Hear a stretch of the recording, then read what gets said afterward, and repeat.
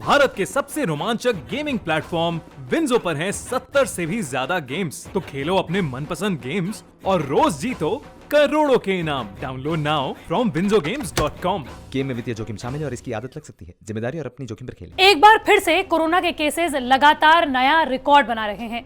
पिछले 24 घंटों में 1,60,000 से ज्यादा केसेस रिकॉर्ड किए गए और मरने वालों का आंकड़ा 904 के पास पहुंच गया। कहीं बेड्स नहीं है तो किन्हीं राज्यों में अब वेंटिलेटर की कमी होने लगी है, वैक्सीन की कमी होने लगी है और कहीं कहीं तो राज्यों में वैक्सीनेशन सेंटर बंद होने की कगार पर आ गए हैं। लेकिन क्या कभी आपने सोचा है कि पहली लहर हमने सितंबर 2020 में देखी थी, तो फिर अचानक से कोरोना की दूसरी लहर पूरा देश क्यों सह रहा है, क्यों झेल रहा है, कोरोना के केसेस अचानक से क्यों बढ़ रहे हैं, ये तो आपको इस वीडियो में बताएंगे ही। साथ ही ये भी बताएंगे कि कोरोना से बचने के लिए आप क्या कर सकते हैं। नमस्कार, मैं हूं आपके साथ श्रेया बहुगुणा और आप देख रहे हैं न्यूज तक। इस बार का जो कोरोना वायरस संक्रमण लोगों के बीच में फैल रहा है, उसकी चाल बिल्कुल अलग तरीके की है। आपको बताते चलें कि इससे पहले जब कोरोना की दूसरी लहर देखी गई थी, उस वक्त बुजुर्ग लोगों को कोरोना अपनी चपेट में ज्यादा लेता था। लेकिन इस बार कम उम्र के लोग यानी कि 18 से 45 साल की उम्र के जो लोग हैं, उन्हें कोरोना अपनी चपेट में ज्यादा ले रहा है। और साथ ही साथ आपको यह भी बताते चले कि यही उम्र के लोग सुपर स्प्रेडर बन के सामने आ रहे हैं। सुपर स्प्रेडर का मतलब ये हुआ कि ये लोग कई लोगों को एक साथ कोरोना से संक्रमित कर रहे हैं। अरविंद केजरीवाल जो दिल्ली के मुख्यमंत्री हैं, वो तक ये बात कह चुके हैं कि कोरोना संक्रमण इस बार युवाओं में ज्यादा फैल रहा है। पूरे देश भर के अगर बारे में बात करें तो 65% लोग ऐसे हैं जो 45 साल से कम उम्र के हैं और कोरोना पेशेंट हैं। भ्रामर मुखर्जी जो स्वास्थ्य विशेषज्ञ हैं, उनका भी ये कहना है कि जो भारत में कोरोना की स्थिति है वो राजनीति से प्रेरित नहीं है। कोरोना पर जो रिसर्च हुई है उस पे मॉडल दिखाता है कि 5 लाख केस, 25,000 हॉस्पिटलाइजेशन और 3,000 मौतें एक दिन में हो सकती हैं, वो भी सिर्फ महीने भर में। लेकिन फिर इसका कारण क्या है? दरअसल इसका पहला कारण है कोरोना के अलग अलग म्यूटेटेड वर्जन, यानी कि कोरोना के अलग अलग प्रकार। दिल्ली में भी 2 म्यूटेशन देखे गए हैं, एक साउथ अफ्रीकन वेरिएंट और दूसरा है ब्रिटेन का कोरोना वेरिएंट। ये दोनों ही वेरिएंट ऐसे हैं जो ज्यादा संक्रामक हैं, यानी कि एक शख्स कई लोगों को एक साथ संक्रमित कर सकता है। यहाँ तक कि ब्रिटेन का जो कोरोना म्यूटेंट है उस पर कई अलग अलग तरह की स्टडीज हुई हैं, जिसमें यह बताया गया है कि कोरोना का जो ब्रिटेन वेरिएंट है वो ज्यादा संक्रामक है और पुराने वाले कोरोना से ये 52% ज्यादा संक्रामक साबित हो सकता है। हालांकि कई एक्सपर्ट्स का ये कहना है कि जो कोरोना का म्यूटेटेड वर्जन है, यानी कि कोरोना का जो नया प्रकार है, उससे मौतें कम हो रही हैं, लेकिन अभी ये सिर्फ इनिशियल डेटा है। हर दिन जो कोरोना की मौत के रिकॉर्ड सामने आ रहे हैं वो स्थिति कुछ और ही बयां करती है। और दूसरा बड़ा कारण है 18 से 45 साल के उम्र के लोगों को ज्यादा कोरोना संक्रमित कर रहा है। 18 से 45 साल के उम्र के जो लोग होते हैं वो सबसे ज्यादा एक्टिव होते हैं। एक्टिव किस तरीके से? यही लोग हैं जो कॉलेजेस जाते हैं, यही लोग हैं जो ऑफिसेज जाते हैं, यही लोग हैं जो कामकाज के लिए अपने घरों से बाहर निकलते हैं। जब ये लोग घर से बाहर निकलते हैं तो कोरोना की चपेट में आ जाते हैं और फिर जब ये अपने घरों में, अपनी सोसाइटीज में या फिर अपने एरिया में जाते हैं तो फिर ये लोग बाकी लोगों को भी कोरोना की चपेट में ले लेते हैं। डॉक्टर्स के मुताबिक 18 से 45 साल के उम्र के लोग शॉपिंग से लेकर रेस्टोरेंट और मूवी से लेकर पार्टियां कर रहे हैं। अभी तक इन्हें लगता था कि कोरोना संक्रमण तो उनके लिए है ही नहीं, क्योंकि 80% बुजुर्ग व बीमार को ये वायरस परेशान कर रहा था। इन्हें तो संक्रमण होता था लेकिन पता तक नहीं चलता था, यानी कि ये असिम्प्टोमेटिक होते थे, इसलिए बेखौफ कहीं भी घूम रहे हैं।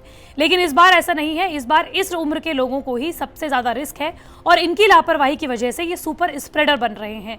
खास तौर पर युवाओं में ये दिक्कत सबसे ज्यादा देखी जा रही है। सुपर स्प्रेडर का मतलब हुआ ये लोग खुद तो कोरोना संक्रमित हैं ही, दूसरों को भी संक्रमित ज्यादा कर रहे हैं। साथ ही डॉक्टर्स का ये भी कहना है कि बुजुर्ग जब कोरोना की चपेट में आए उसके बाद 45 साल से ज्यादा उम्र के लोगों के लिए वैक्सीनेशन प्रोग्राम को खोल दिया गया।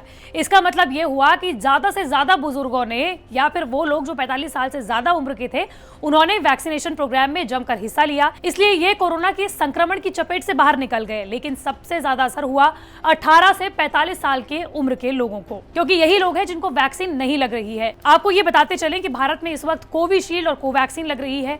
कोविशील्ड, जिसे कि एस्ट्राजेनेका वैक्सीन नाम से भी जाना जाता है, उस पर ब्लड क्लॉटिंग के, यानी कि वैक्सीन लेने के बाद ब्लड क्लॉटिंग की शिकायत के मामले सामने आ रहे हैं। इस वजह से कई देश हैं, यानी कि यूरोप के कई देश हैं और इसके अलावा दुनिया के अलग अलग देश हैं जिन्होंने ये रिकमेंड किया है कि 30 साल की उम्र के कम लोगों को कोविशील्ड नहीं लगाई जानी चाहिए। साथ ही भारत में जो वैक्सीनेशन प्रोग्राम है वो बहुत ही स्लो गति से चल रहा है।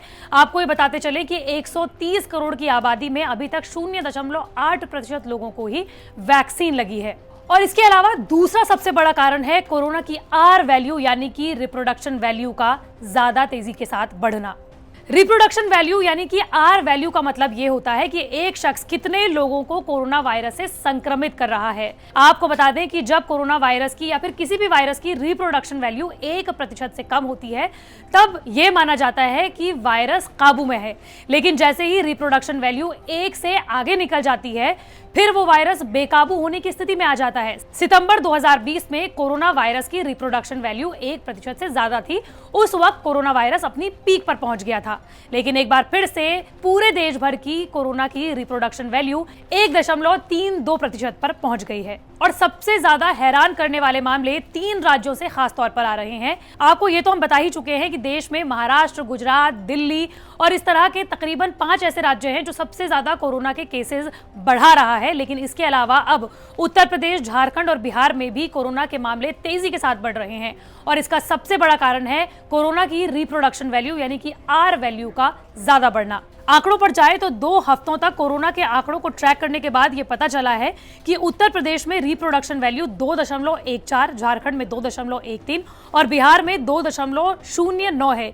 यानी इसी जगह पर एक व्यक्ति कितने लोगों को संक्रमित कर रहा है। आपको ये बताते चले कि आंकड़ों के मुताबिक यूपी में अगर एक शख्स को कोरोना हो रहा है तो वो तकरीबन 2 से 3 लोगों को कोरोना संक्रमित कर रहा है। अब इन्हीं 3 राज्यों के एक हफ्ते के आंकड़ों के जरिए बताते हैं कि पूरे देश भर में कोरोना किस गति से फैल रहा है, कितना गुना तेजी के साथ बढ़ रहा है। आपको बता दें कि यूपी में हर दिन 3000 से ज्यादा केस दर्ज हो रहे हैं, जबकि मार्च में यह आंकड़ा 105 ही था, यानी कि 28 गुना यूपी में केसेस बढ़े हैं। ऐसे ही झारखंड के साथ है, जहां पर इस वक्त 870 केस प्रतिदिन आ रहे हैं। वहीं पिछले महीने ये आंकड़ा 45 केस के आसपास में था, यानी 17 गुना यहाँ पर भी इजाफा हुआ है। बिहार में इस वक्त 732 केस हर दिन आ रहे हैं। मार्च में यह आंकड़ा 31 केस का था, यानी कि ये मामला सिर्फ एक महीने में 24 गुना बढ़ गया है। यानी कि इन्हीं 3 राज्यों से ये पता चल रहा है कि कोरोना वायरस की जो आर वैल्यू है वो किस तरीके से तेजी के साथ बढ़ रही है। लॉकडाउन यानी कि अप्रैल 2020 के समय पर देश की जो आर वैल्यू थी, ठीक 1 साल बाद हम उसी जगह पर खड़े हैं। और यही वजह है कि पूरे देश भर में एक्टिव मरीजों का आंकड़ा 11 लाख के पार पहुंच चुका है। मार्च में यही आंकड़ा 2-3 लाख के आसपास में था, लेकिन एक बार फिर से हम उसी मुहाने पर खड़े हैं जहां पर पिछले साल खड़े थे, यानी कि लॉकडाउन की स्थिति पर पहुंच गए हैं। ऐसे में आपको क्या करना है? आपको लापरवाही नहीं बरतनी है, आपको फेस मास्क लगाए रखना है, सोशल डिस्टेंसिंग का पालन करना है और अपने हाथ बार बार धुलते रहना है या फिर सैनिटाइज करते रहना है। आपको अपना ख्याल रखना है और दूसरों का भी ख्याल रखना है। मंडे टू फ्राइडे मैं इसी तरह की वीडियो आप तक लाती रहूंगी। अगर आप भी किसी टॉपिक के बारे में जानना चाहते हैं तो कमेंट बॉक्स पर जरूर बताएं।